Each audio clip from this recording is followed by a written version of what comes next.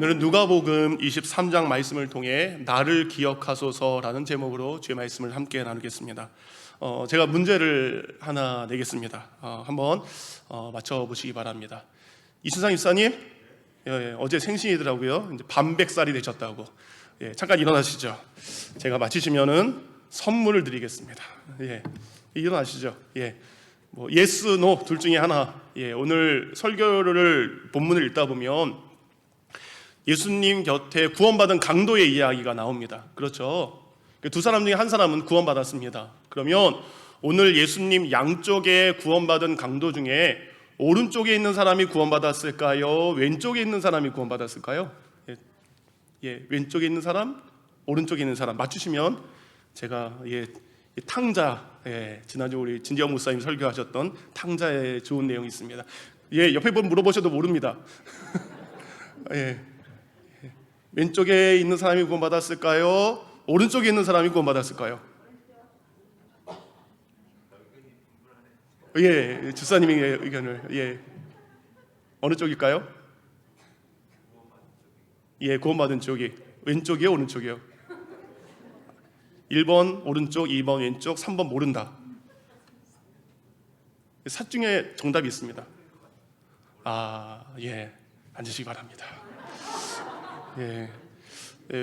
오른쪽이다라고 생각하시는 분이 많으시죠? 성경은 왼쪽인지 오른쪽인지 기록을 안 돼 있습니다.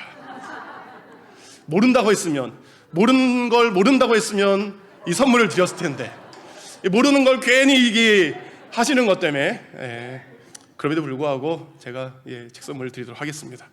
반백살 생일 축하드립니다. 성경은요, 왼쪽에 있는 강도가 구원받았는지 오른쪽에 있는 강도가 구원받았는지 기록하고 있지는 않습니다. 그런데 우리 경험적으로 느낌적인 느낌으로 오른쪽에 있는 사람이 구원을 받았다라는 생각을 많이 하게 됩니다. 근데 왜 그럴까요? 여러분, 우리가 성경을 피면 확인할 수 있는데 우리가 성경을 피지 않았기 때문입니다. 그냥 내가 경험한 대로, 내가 생각하는 대로 믿는 경우가 많기 때문입니다. 보통 우리는 오른쪽은 좋은 쪽이라 생각하고 왼쪽은 나쁜 쪽이라고 생각을 하고요. 마태복음 25장을 봐도 예수님께서 구원받은 양들은 오른쪽에 있고 심판받아야 될 염소는 왼쪽에 있어라 라는 것 때문에 우리가 혼동되기도 합니다. 이제 우리가 성경을 볼 때에 기록된 말씀 그대로 믿기보다 자기가 믿고 싶은 대로 아니면 자기의 방식대로 또 다른 해석을 할 때가 있는 것을 봅니다. 오늘 본문이 그렇습니다. 예를 들어 오늘 본문을 보면 오늘 죽기 직전에 구원받은 강도의 이야기가 나옵니다. 우리는 이 설교를 들으면서 예수님이 정말 죽기 직전까지 한 사람이라도 더 구원하기 원하셨던 그 예수님의 사랑, 그 예수님의 크신 은혜를 우리는 본문에서 깨달아야 됩니다. 그 관점으로 우리가 성경을 봐야 되는데 우리가 그렇게 보기보다 이런 생각을 해요. 나도 죽기 직전에 예수 믿고 구원받은 강도처럼 평소에 내가 하고 싶은 거 다 하고 내가 내 마음대로 살고 싶은 거 다 살다가 죽기 직전에 회개하고 천국 가면 좋겠다라는 생각을 안 해보셨습니까? 이렇게 매주마다 교회 와서 힘들게 예배하고 매주마다 교회 와서 헌금도 하고 봉사도 하고 이렇게 하는 것보다 죽기 정말 딱 일주일 전에 예수님 만나서 주일 예배 한번 딱 드리고 교회에 등록한 다음에 크리스찬 기독교 장례를 통해서 천국 가고 싶으면 완벽한 내 인생이다라는 생각을 저만 했을까요? 여러분 그런 생각 안 해보셨나요? 저만 불경해서 이런 생각을 했나요? 근데 여러분, 죽기 일주일 전에 예수 그리스도를 믿으면 좋죠. 그런데 죽음이라는 것은 우리가 예상할 수 없는 장소와 예상할 수 없는 시간에 우리에게 찾아오는 것을 우리는 잊으면 안 됩니다. 죽기 직전에 예수님을 믿고 구원받으면 좋겠지만 그것은 자신의 영혼과 그리고 영원한 생명을 건 이런 도박과도 같은 겁니다. 마찬가지로 우리는 이런 생각을 합니다. 그래, 내 남편 지금은 교회 안 다니지만, 우리 부모님, 내 자녀들 지금은 교회 안 다니지만 그래, 언젠가 죽기 전에는 교회 나오겠지라는 막연한 생각 또한 우리가 할 때가 많습니다. 근데 여러분, 지난달과 이번 달 제가 알고 있는 두 분의 아버님이 소천을 하셨습니다. 근데 이 두 가정 모두 올 여름에 연로하신 아버님을 뵙기 위해서 한국 가는 걸 준비했던 가정이에요. 그래서 한 가정은 티켓도 끊었고 한 가정은 온 가족이 가서 할아버지께 인사하자라고 준비했던 가정인데, 그래서 아버님께서는 자녀들이 올 때까지 기다려주지 않으시고 소천하셨고 생을 마감하셨습니다. 결국 살아생전에 뵈야 되는데 돌아가신 후에 장례식에서 뵙게 된 것입니다. 이렇게 여러분, 우리의 삶은요, 우리의 계획대로 우리의 뜻대로 되지 않습니다. 우리 인생에는 더 이상 미루면 안 되고 오늘 이 순간 선택해야 될 일이 있습니다. 오늘 말씀을 보면요, 자신에게 찾아온 이 마지막 기회를 미루지 않고 올바른 선택을 해서 구원받은 한 강도의 이야기가 기록되어 있습니다. 두 명의 강도가 있습니다. 똑같은 골고다 언덕 위에 있고요, 똑같은 십자가에 매달려 있고요, 똑같은 시간에 달렸고 똑같이 예수님을 만났습니다. 그런데 어떤 한 사람은 바른 선택을 통해서 구원을 받게 되고 어떤 한 사람은 어리석은 선택으로 영원한 멸망에 빠지게 되었습니다. 이 시간도 마찬가지입니다. 우리는 지금 같은 교회 안에서 같은 찬송을 들었고 같은 찬양을 했고 같은 기도를 드렸고 지금 같은 말씀을 듣고 있습니다. 그런데 우리는 이 예배 시간을 통해 누군가는 이 예배를 통해 하나님만 바라봅니다. 그리고 하나님을 바라보기 때문에 하나님께서 내려주시는 은혜를 받습니다. 그런데 어떤 이들은 똑같은 예배를 드리지만 우리가 하나님이 아닌 사람을 보게 됩니다. 예배에 집중하기보다는 다른 생각을 할 때가 있어요. 지난주에 오신 목사님은 설교를 짧게 하던데 오늘 우리 목사님이 설교를 짧게 할 것인가, 원래대로 할 것인가, 이런 생각 들 수도 있습니다. 예배 끝나고 어디 가서 뭐 먹지라는 생각도 들 수 있고요. 교회 왔으니까 이제 집에 가면서 코스코 가서 뭐 사야 되나, 지마트 가서 뭐 사야 되나, 여러분 그것을 묵상하고 계신다면 은혜는 이미 물 건너갈 수밖에 없습니다. 오늘 드리는 이 예배가 내 인생의 마지막 예배가 될 수 있습니다. 오늘 내가 드리는 이 기도가, 오늘 올려드리는 찬양이 마지막일 수 있다라는 마음으로 하나님께 드려야 그것이 참된 예배가 되는 것이고 참된 믿음의 고백이 되는 것입니다.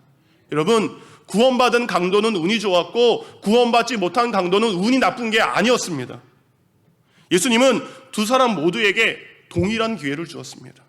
그러나 이들은 서로 다른 선택을 통해서 한 사람은 그의 운명을 통해 영원한 생명을, 한 사람은 그의 선택을 통해 영원한 지옥에 가게 된 것입니다. 그렇다면 지금 여러분의 선택은, 우리는 어떤 선택을 하며 살아가야 됩니까?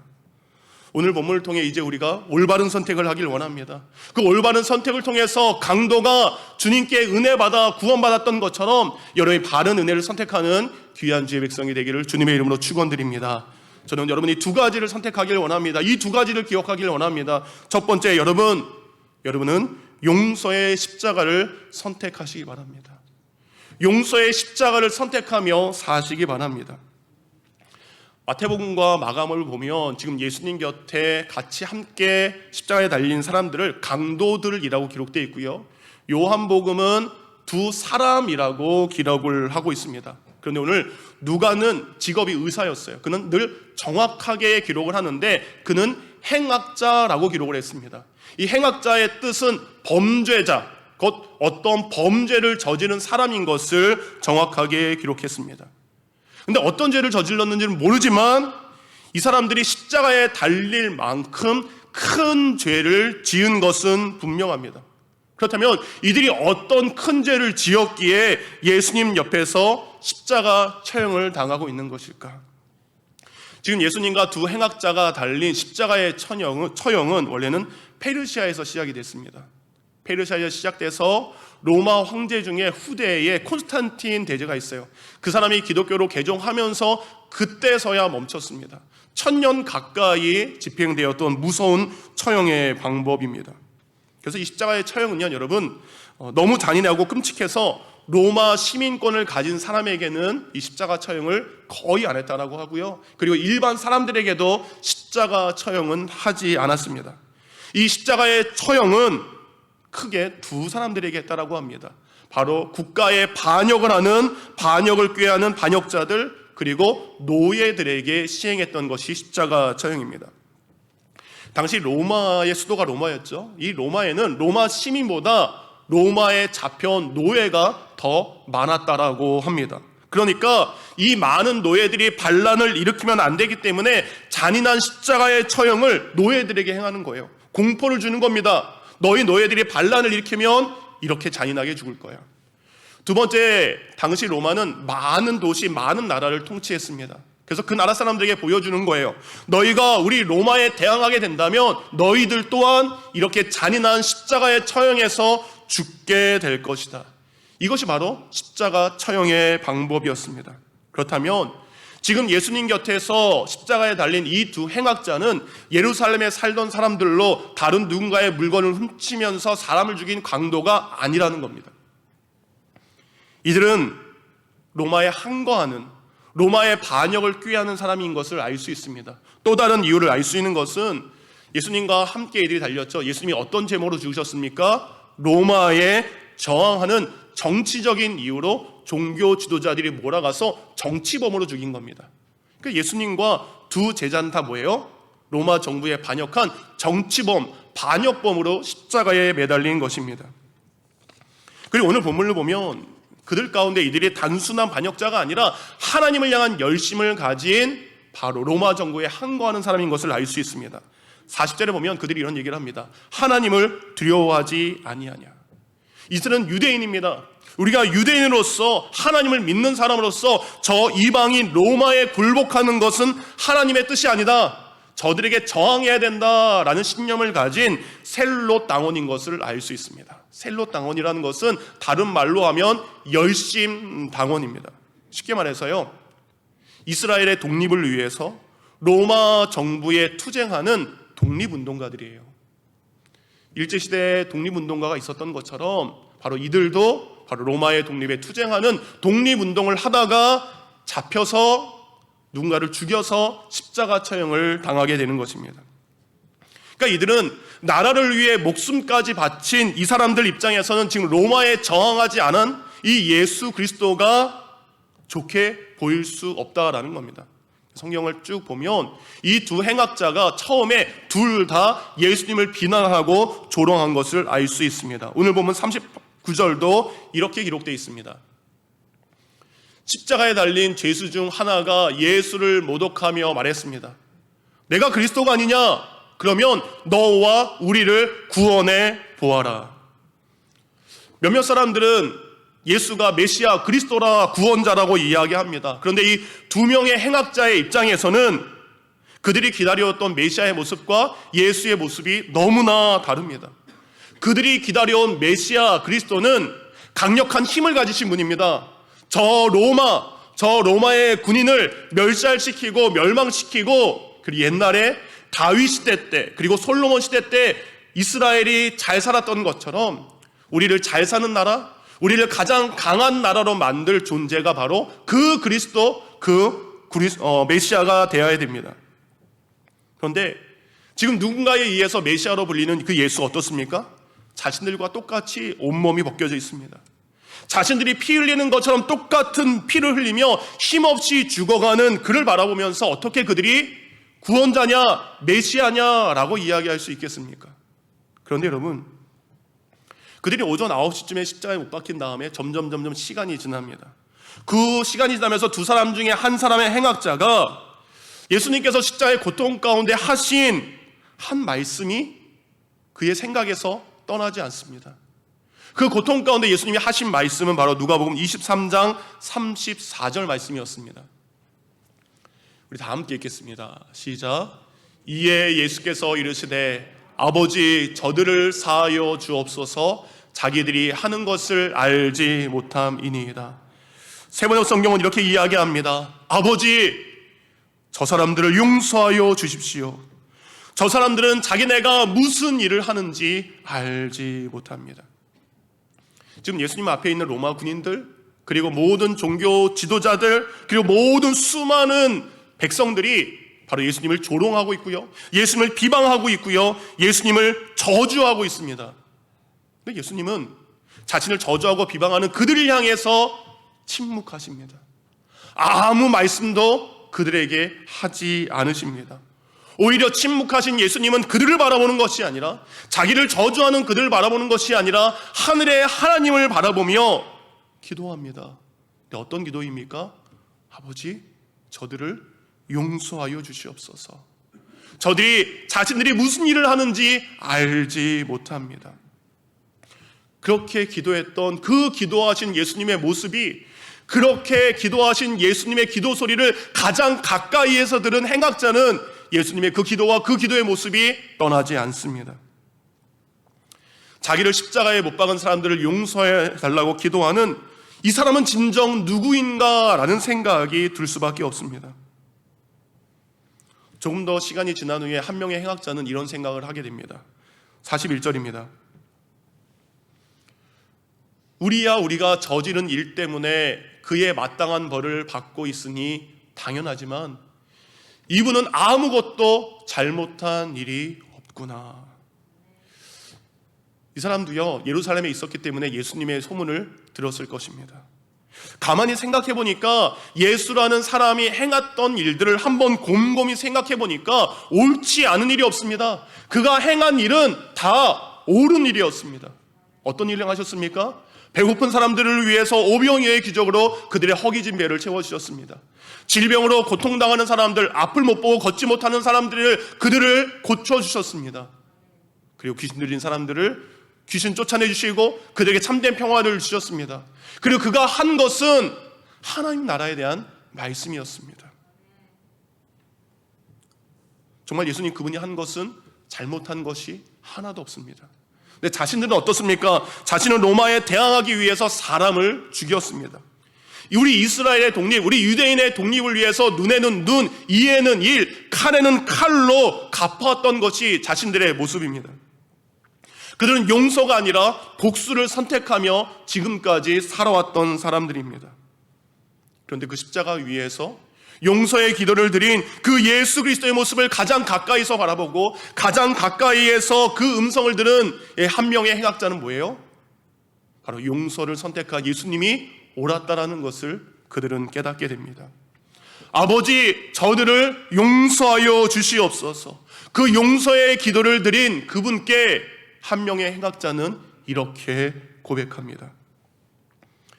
예수여, 당신의 나라에 임하실 때 나를 기억하소서. 이 고백은 이것입니다. 예수님, 당신이 당신의 나라에 들어가실 때에 나를 기억하소서.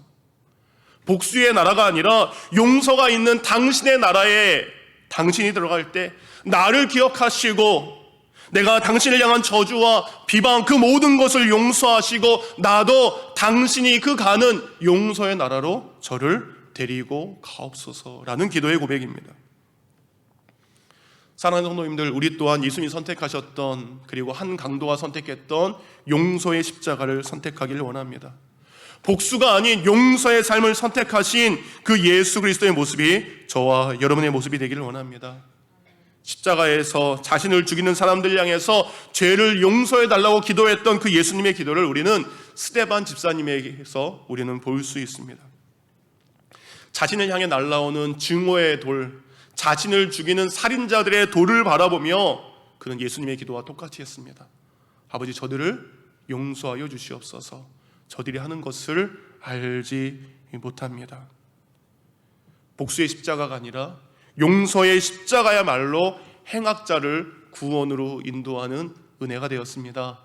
여러분 마음 가운데 누구를 향한 복수의 마음을 내려놓고 그를 향해 용서의 십자가를 지는 귀한 주의 백성이 되기를 원합니다.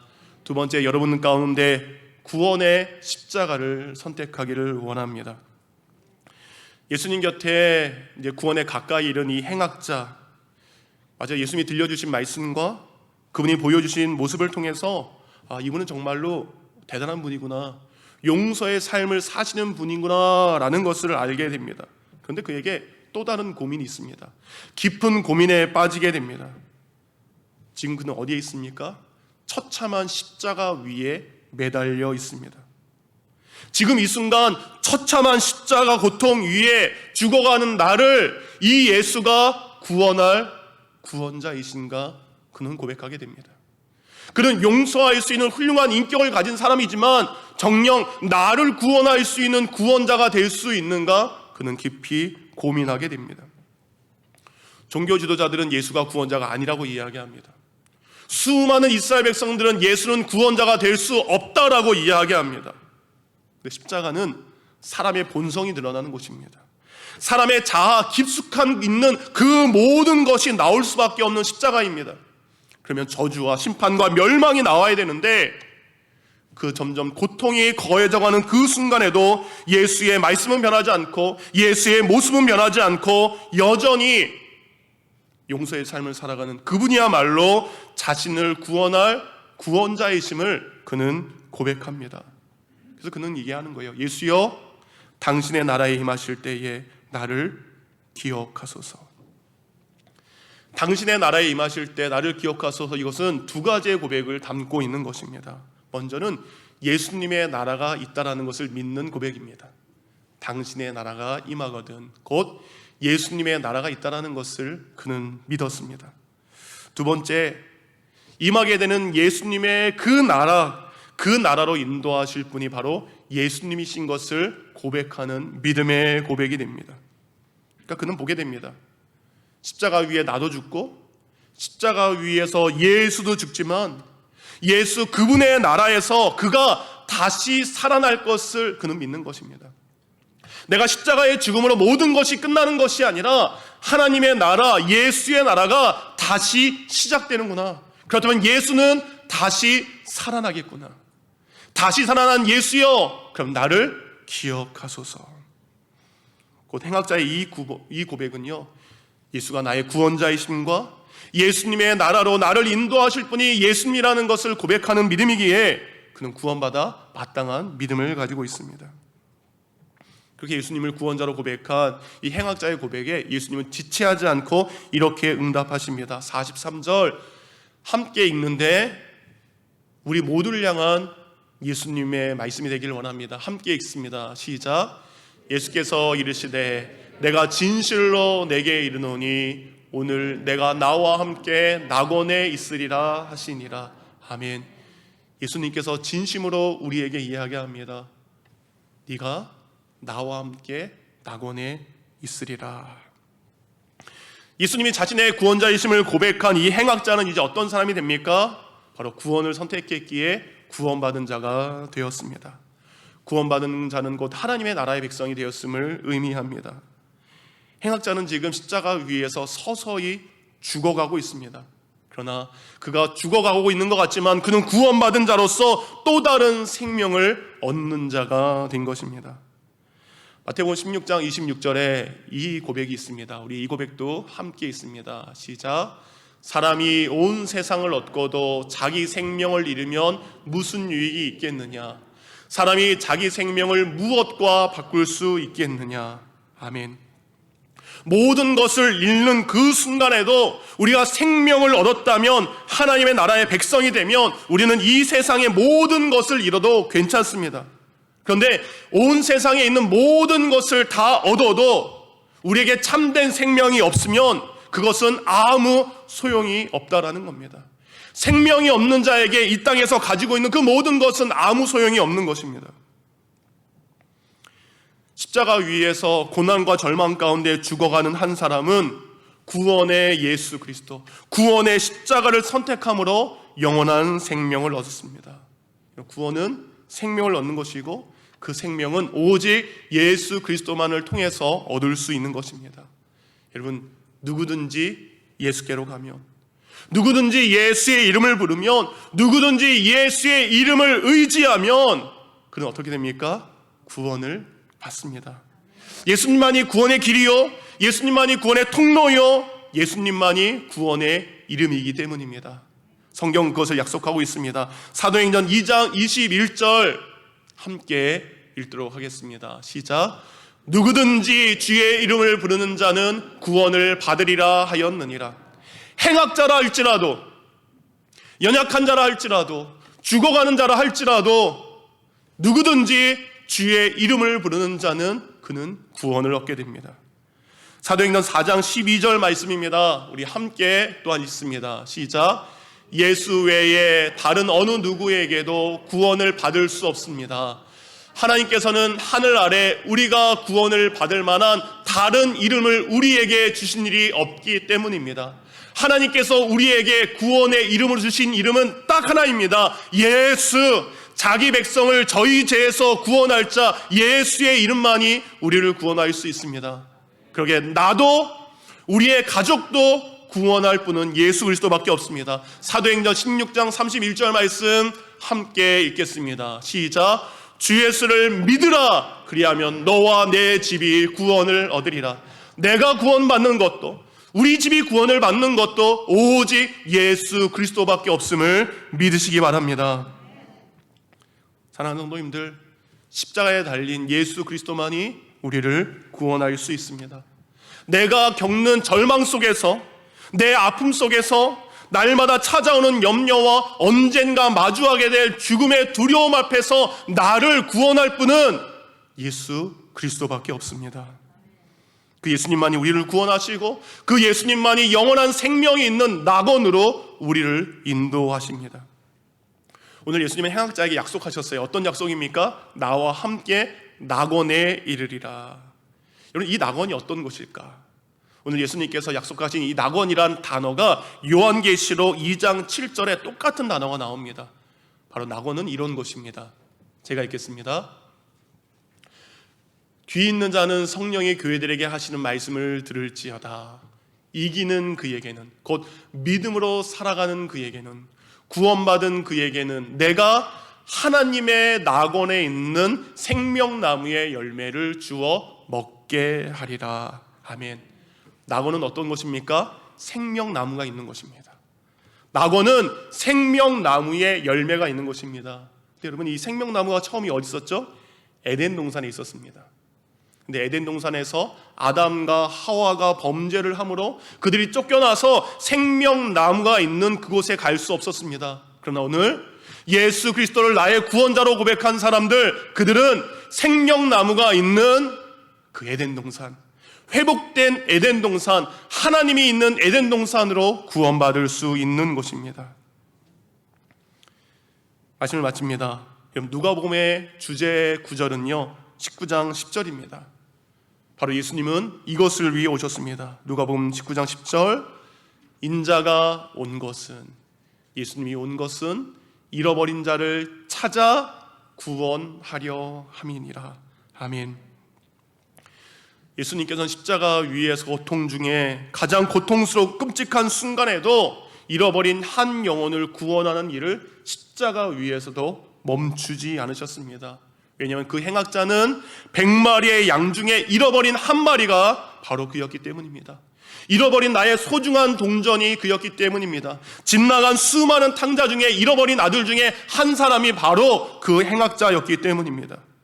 예수님은 잃어버린 자를 찾아 구원하기 오셨기에 예수님이 마지막으로 생명 나는 그 순간까지 찾아야 될 한 영혼은 바로 예수님 곁에 죽어가는 그 행악자였다는 겁니다.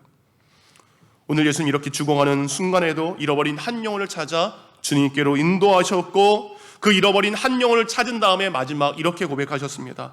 46절입니다. 예수께서 큰 소리로 불러 이르시되 아버지, 내 영혼을 아버지 손에 부탁하나이다 하고 이 말씀을 하시고 숨지시니라. 행악자가 자신의 영혼을 예수님께 맡겼던 것처럼 이제는 예수님이 자신의 영혼을 하나님께 맡기고 그분은 운명하셨습니다. 예수님이 이 땅에 오셔서 하나님의 모든 말씀을 다 이루셨습니다. 가난하고 억누린 자들 위로하시고 해방하셨습니다. 인류의 모든 죄를 짊어지고 십자가에서 죽으셨습니다. 이렇게 예수님은 자신이 감당해야 될 모든 십자가를 지시고 테텔레스타이, 다 이루었다라는 말씀과 함께 자신의 영혼을 하나님께 맡겨드렸습니다. 그 예수님은 이 땅에 계실 때 용서의 삶을 사셨고 구원의 삶을 사셨습니다. 사랑하는 성도님들, 여러분의 삶도 용서를 선택하는 삶, 그리고 구원받는 자의 삶을 선택하기를 원합니다. 멸망으로 가는 세상의 길은 넓습니다. 쉬워 보입니다. 구원으로 인도하는 길은 좁습니다. 그렇지만 그 좁은 길을 선택하는 성도가 되기를 원합니다. 십자가에 죽어가는 그리스도의 모습을 세상 사람들이 보기에는, 세상의 눈으로 보기에는 실패자입니다. 근데 믿음의 눈으로 본다면 그는 참된 구원자입니다. 오늘 저희가 잠시 뒤에 찬송 하나를 부르게 될 텐데요, 찬송가의 제목이 십자가로 가까이입니다. 십자가로 가까이. 이 찬송시는 평생토록 앞을 보지 못하고 살았던 크로스비 여사가 작시한 고백입니다. 그는 일평생 앞을 못 보고 살았습니다. 그런데 그는 그것을 전혀 불편한 것으로 여기지 않고 오히려 육신의 눈이 보지 못하는 것을 통해 하나님 앞에 이런 감사의 고백을 드립니다. 그는 이렇게 고백했습니다. 하나님은 나의 육신의 눈을 멀게 하신 대신에 나의 영의 눈을 열어주셨다. 내가 영의 눈으로 하나님을 바라보며 하나님 찬양을 위해 살고 다른 사람들도 하나님을 찬양하도록 찬송시를 쓰게 하셨음을 나는 믿는다. 만약 내가 육신의 눈을 떠서 세상의 것으로 장애를 받았더라면 내 어찌 그토록 많은 찬송시를 쓸 수 있었으랴. 인생이 그다지 길지 않기에 복음을 듣지 못한 사람들에게 복음을 노래하게 하련다. 그에게 찾아온 절망이 오히려 그로 하여금 주님을 바라볼 수 있는 은혜가 되었습니다. 오늘 구원받은 그 사람, 그가 십자가에 끌려가는 그 순간은 인생의 마지막이었습니다. 절망과 고통 가운데 내 인생은 여기서 끝났다. 십자가에서 두 손과 두 발이 못 박히면서 나는 십자가의 저주를 받으며 이렇게 비참하게 생을 마감하게 되는구나. 십자가가 저주인 줄 알았습니다. 그런데 그 십자가 위에서 예수 그리스도를 만났고, 십자가 위에서 예수 그리스도를 만나 용서받았고 구원받았습니다. 세상에 있을 때는 예수를 볼 수 없었고 예수를 만날 수 없었지만 나를 고통스럽게 한 이 십자가 덕분에 이 행악자는 예수님을 만났고 예수 그리스도를 통해 구원받았습니다. 때로는 질병이 여러분의 십자가일 수 있습니다. 그러나 그 질병을 통해 낙심하지 마시고 주님을 만나시기 바랍니다. 때로는 물질의 가난함이 나의 십자가일 수 있습니다. 그러나 그 물질의 가난함을 통해 주님을 만나시기 바랍니다. 때로는 사람에게 실족하고 사람에게 아픔을 겪습니까? 그것이 십자가일 수 있습니다. 그것을 통해 주님을 만난다면, 주님의 용서의 십자가를 선택한다면, 구원의 십자가를 선택한다면 오늘 행악자가 예수님과 함께 낙원에 이르렀던 것처럼 여러분의 삶이 낙원으로, 그리고 우리의 죽음 후에 낙원에 이르는 삶이 될 줄 믿으시기 바랍니다.